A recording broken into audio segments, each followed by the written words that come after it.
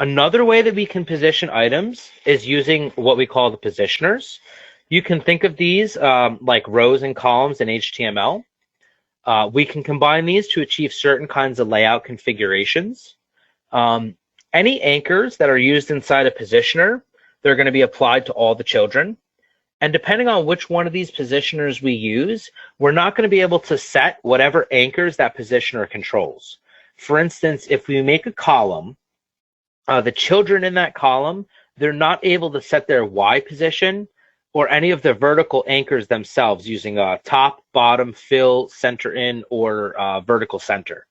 The same is going to be true for the other positioners, but just for the anchors they control. In this example, we're showing you the grid. The grid automatically arranges the children here in a 2x2 formation with a spacing of 20 pixels. Here you can see we set our spacing to 20, our rows 2, columns 2. Our X and Y value is going to be that of the first item. So in this case, that refers to the placement of our red. And then from there, it will position them based on the size of the objects. Notice here that our rectangles all have a width and a height assigned to them.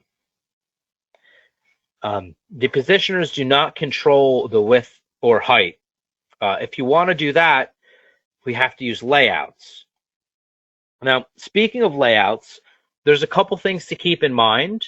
First of all, we don't have direct control over the size of any of the controls, really.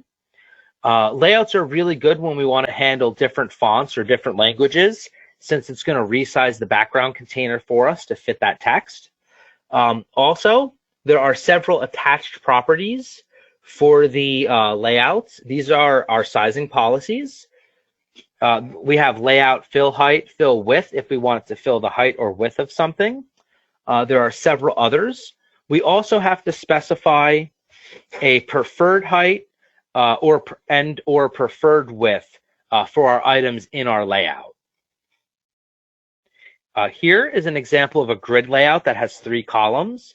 We're making use of our layout fill height for button 2, which makes it take up all the height available to it.